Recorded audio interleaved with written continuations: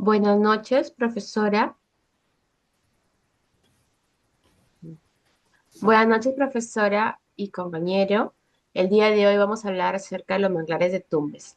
Siguiente. Respecto a lo primero es presentarme. Mi nombre es Esther Samantha Yeli Panaque y mi compañero es. Cristian Rodríguez. Siguiente. Es importante presentar el contenido. Este está clasificado en la presentación, el objetivo, los datos generales del ecosistema, los impactos ambientales, la contaminación del agua, la contaminación del suelo, del aire.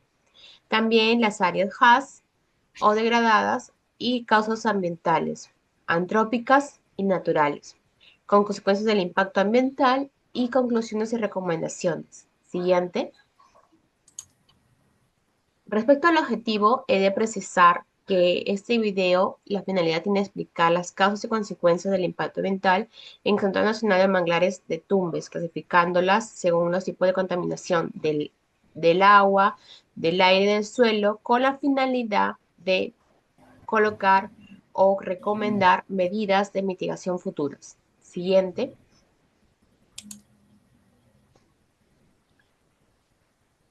Tenemos los datos generales del ecosistema. En esto tenemos que según Cernán habla de la estructura del ecosistema que presenta una zona vertical y horizontal determinada por gradientes de salinidad, asimismo su ubicación geográfica en la provincia y departamento de Tumbes, eh, y las áreas de aproximadamente, según Cernán, son 2.972 hectáreas. La importancia, según Cernán, explica que es una única área protegida de los manglares y aproximadamente el 60%. Y asimismo, la importancia en la hemisférica de reservas para aves playeras y la gran diversidad de invertebrados acuáticos que establecen una importancia económica. Siguiente. Para ello vamos a hablar, identificar los impactos ambientales. Tenemos la contaminación del agua, que en este caso se va a clasificar en microorganismos patógenos, compuestos orgánicos biodegradables, y también vamos a clasificarlo ¿cómo se llama? Tenemos lo siguiente, en los compuestos químicos inorgánicos y la eurofización.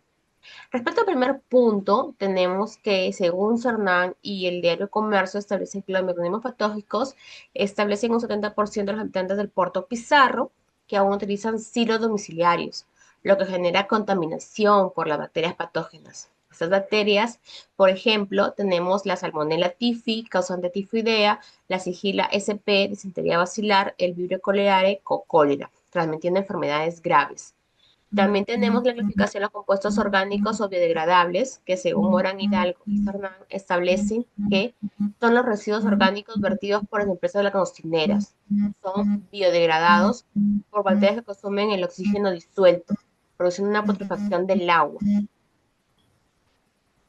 Ese proceso genera condiciones anaeróbicas que afectan gravemente la vida acuática. Siguiente. Tenemos también la contaminación del agua.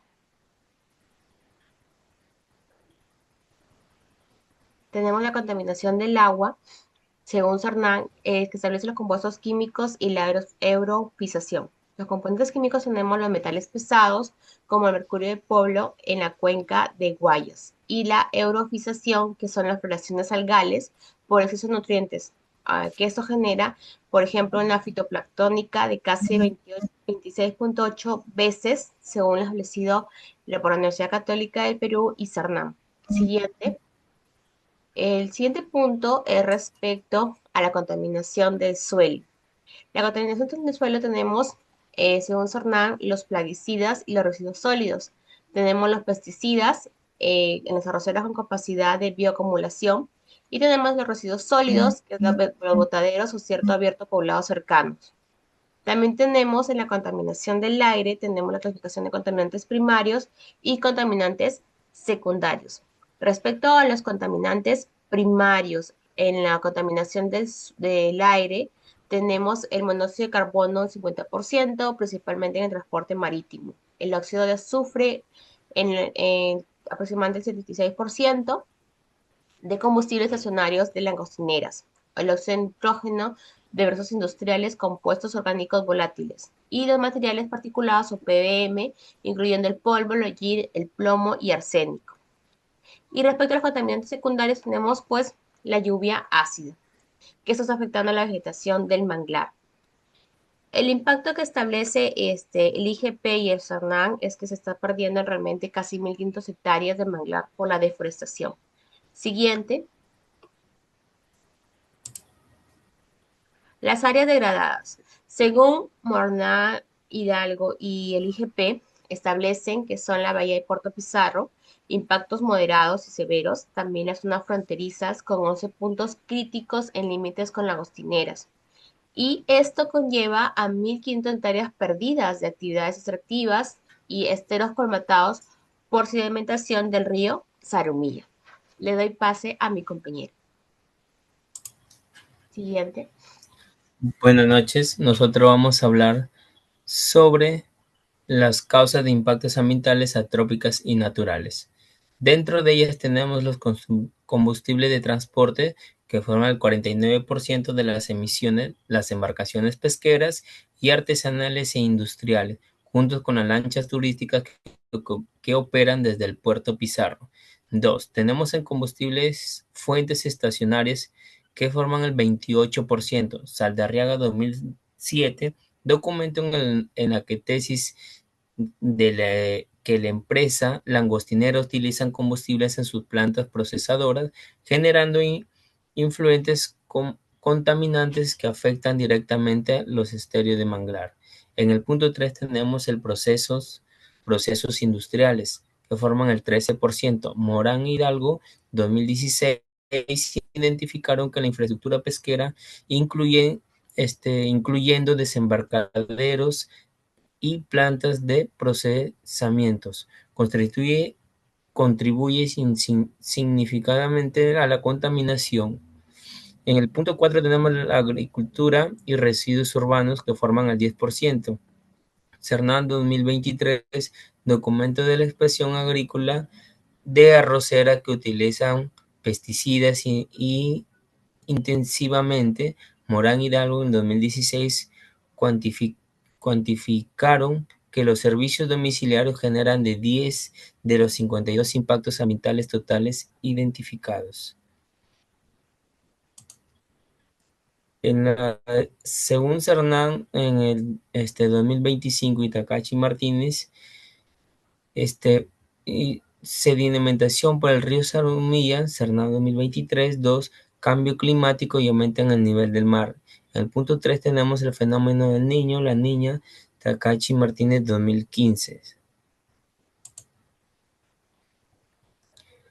En las consecuencias del impacto ambiental tenemos los efectos en los seres vivos y efectos en componentes no vivos.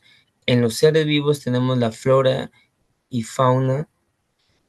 Morán Hidalgo 2016 cuantificaron que la flora acuática presenta 228 unidades de impacto potencial UIP, presentando el 11,4% de impacto total. Se ha perdido cobertura de los 5 especies de manglar presente: manglar rojo, colorado, salado, blanco y piña.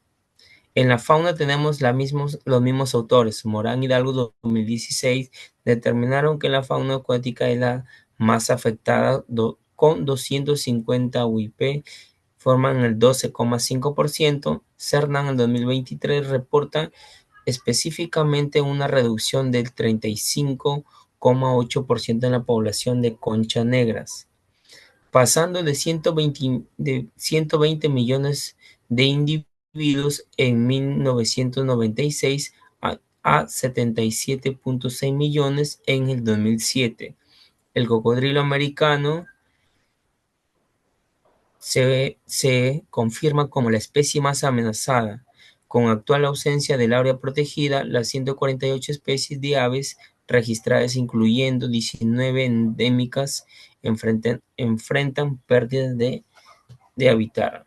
En los efectos en componentes no vivos, Morán Hidalgo 2016 documentaron que el agua presenta contaminación de 233 UIP, formando el 11,65% del total. El suelo sufre de degradación química con pérdida de productividad.